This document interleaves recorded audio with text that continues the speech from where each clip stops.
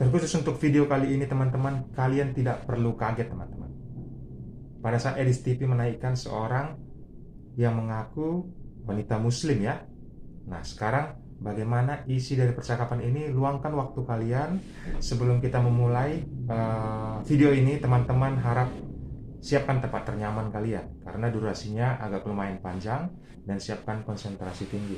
Jika ada perkataan Edis TV yang tidak sesuai, harap kalian balas di kolom komentar jikalau ada teman-teman. Langsung saja kita saksikan. Karena saya sudah bilang, yang Kristen-Kristen jangan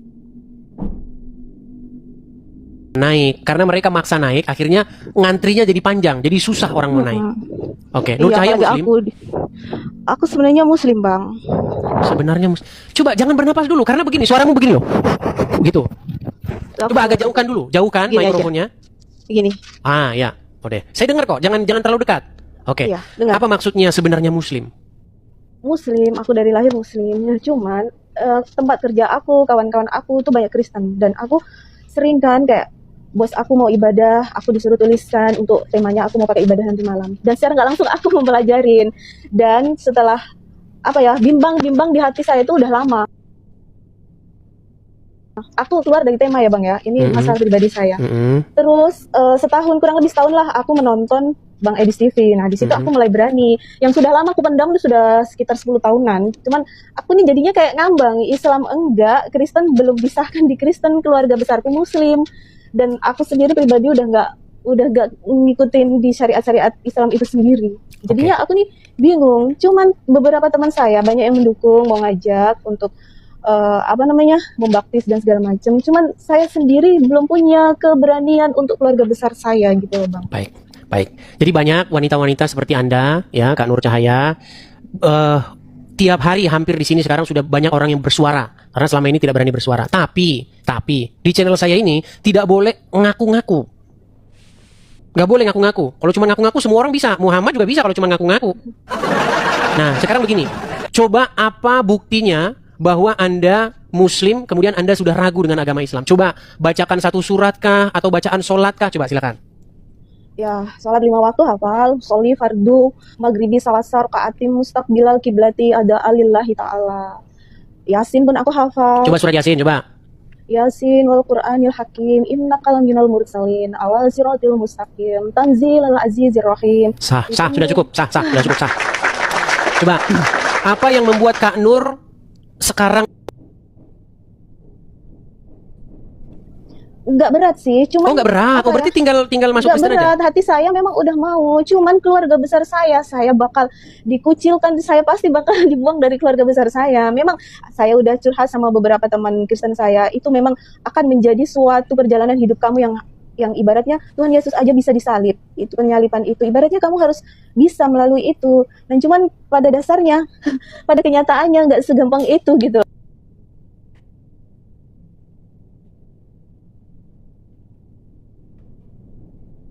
Ada suami. Udah ada suami. Suami Muslim? Suami pun sama seperti saya. Oh sama, dua-duanya sama. Nah, sebenarnya ada sih kalau wanita ya, itu sebenarnya ada satu channel sudah kami sering ngobrol juga. Bisa ngobrol-ngobrol di sana seputar itu. Nanti bisa dikasih tahu gereja terdekat mana, tinggal di mana. Tapi jangan ngomong di sini ya. Saya tahu banyak biasalah orang-orang pada surup kejang kan. Nah, boleh nanti ngomong sama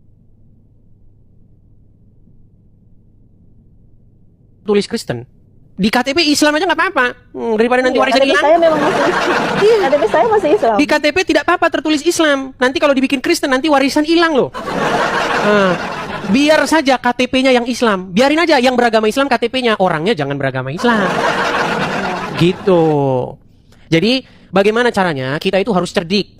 Kita itu juga harus bijak gitu loh. Bisa kita menjadi Kristen, tetapi kan tidak harus sampai mengalami hal yang seperti yang tadi Kak Nur ceritakan. Menjadi Kristen itu kan bukan hanya sekedar administrasi, tapi menjadi Kristen itu bagaimana menghadirkan Yesus di dalam hidup kita. Bagaimana kita itu menjadi orang yang seperti Yesus. Iya. Begitu. Makin mengasihi orang tua, makin mengasihi keluarga, ya kan? Seperti itu. Nanti akan melihat dari perubahan itu sendiri. Dan dengan adanya perubahan seperti itu, malah jadi nanti orang tua malah jadi Kristen. Begitu. Semoga saja. Iya, pelan-pelan lah gitu. Nggak harus sampai saya Kristen, karena Kristen itu bukan soal ngaku-ngaku begitu, enggak. atau di KTP-nya berubah gitu. Enggak, Kristen tuh enggak soal begitu. Iya Begitu. benar. Ya itu sih apa ya, lebih ke kapan ya saya ini bisa gitu. Sudah beberapa tahun ini memang saya nunggu saatnya yang tepat kapan saya ini nggak ngambang gitu. Iya, Sudah sah banyak yang itu inbox saya sendiri. juga sih memang. Cuman daerahnya tuh beda-beda. Kalau yang di daerah Sumatera Selatan itu sudah inbox, Bang. Kalau ada yang dari daerah Sumatera Selatan, coba ini saya khusus yang peduli dengan orang-orang yang dari Muslim, mantan Muslim begitu.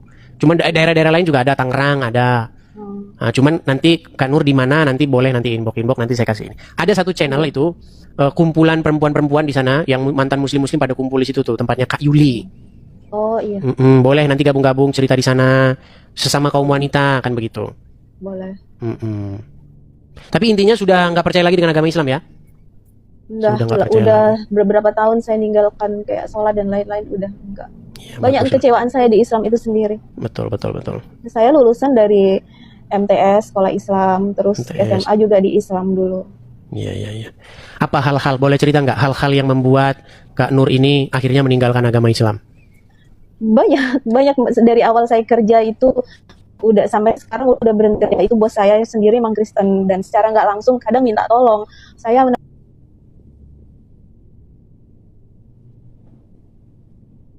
kan nggak apa-apa bos kan cuma sekedar nulis aja tapi secara nggak langsung saya mempelajari Alkitab itu dan Pantesan kayak banyak Pantesan teman-teman ustadz takut kalau orang Islam megang Injil dan Taurat, takut meninggalkan agama Islam.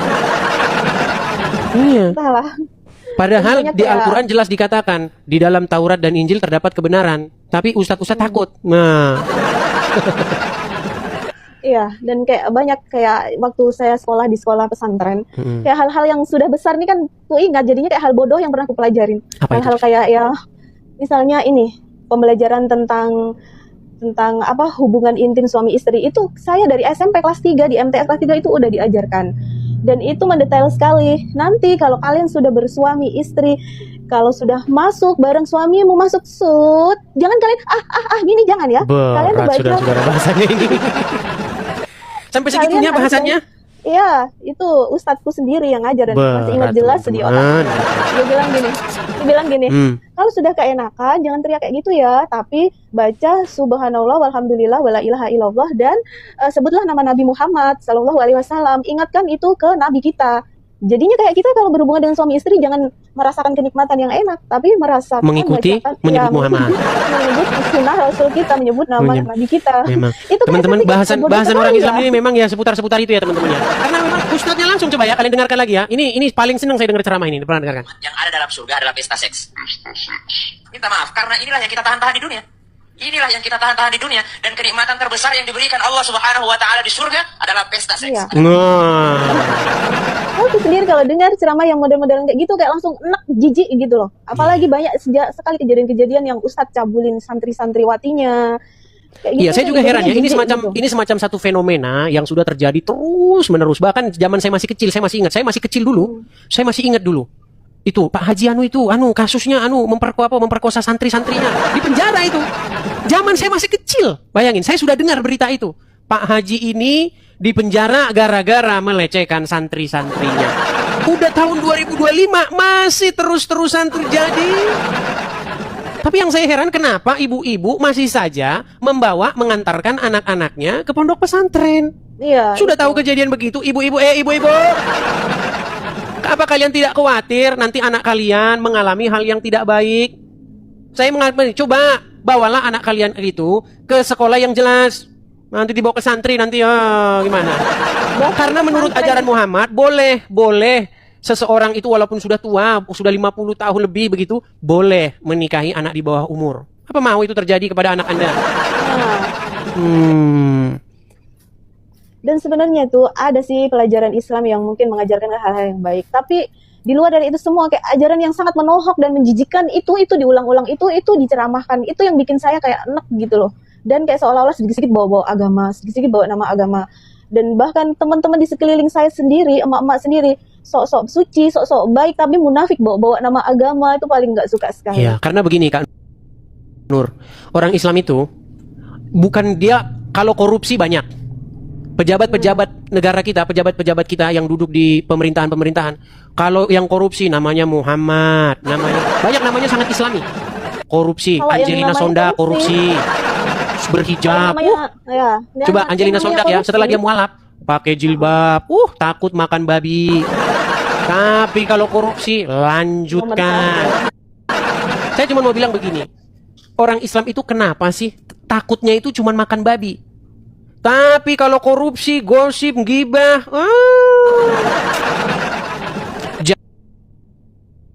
jalan terus. Tapi memang Muhammad sendiri yang mengatakan, barang siapa yang mengucapkan syahadat itu, 2 kalimat itu, dia masuk surga, sekalipun dia berzina, sekalipun dia mencuri.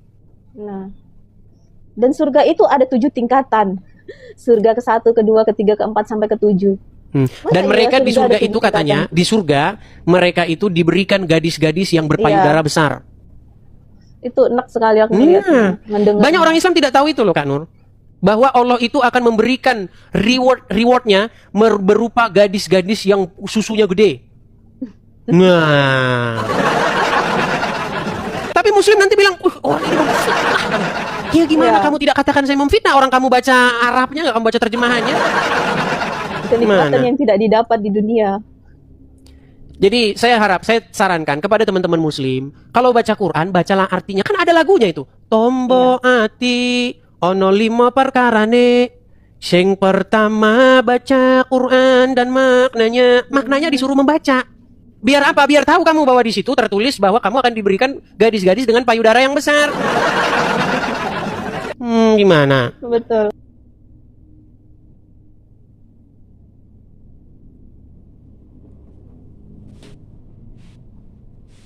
Jadi ya seperti itulah. Padahal kalau kita membaca hadis-hadis, kenikmatan tertinggi menurut hadis tersebut itu memandang wajah Allah. Di antara kenikmatan-kenikmatan surga itu, yang paling puncak itu adalah memandang wajah Allah. Tapi kesibukan umat muslim di surga bukan memandang wajah Allah. Kesibukan para lelaki dalam surga memecah perawan.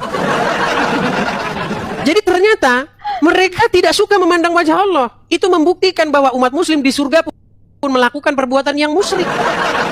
Karena mereka tidak menyibukkan diri dengan memandang wajah Allah, tetapi mereka menyibukkan diri dengan memecah perawan. Berpesta. Iya, berpesta itu tadi kan sudah kita putarkan videonya.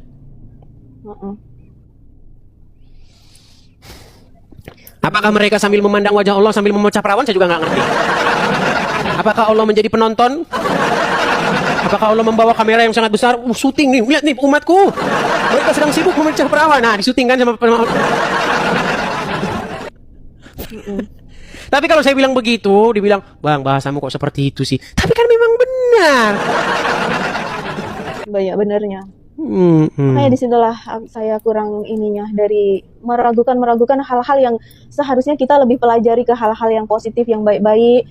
Hal-hal sepele yang diulang-ulang kayak apa, wanita kalau sedang haid nggak boleh begini, harusnya seperti ini, aturan-aturan yang bahkan tahu. Muhammad mengklasifikasi wanita, anjing hitam dan keledai itu dalam satu kelompok yang membatalkan sholat. Aisyah aja sampai protes itu.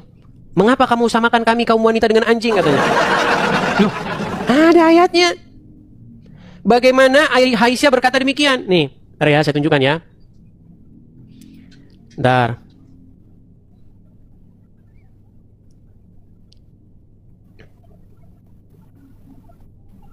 Saya tunjukkan. Ketika Aisyah menolak disamakan dengan anjing. Nih, perhatikan ya. Disangkain saya bohong, teman-teman.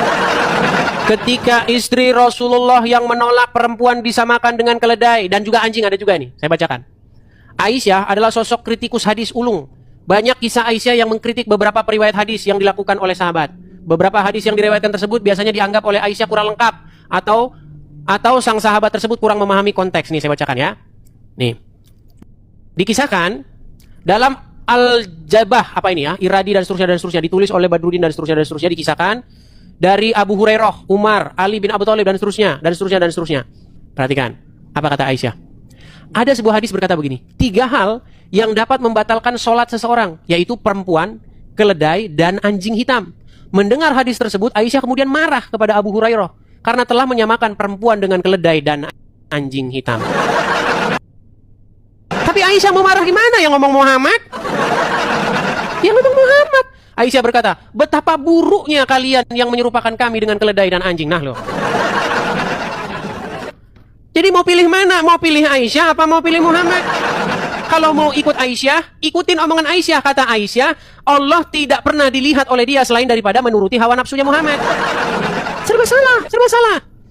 Kalau ngikutin Muhammad, maka harus mengelompokkan perempuan dan anjing dan keledai sebagai hal-hal yang membatalkan sholat.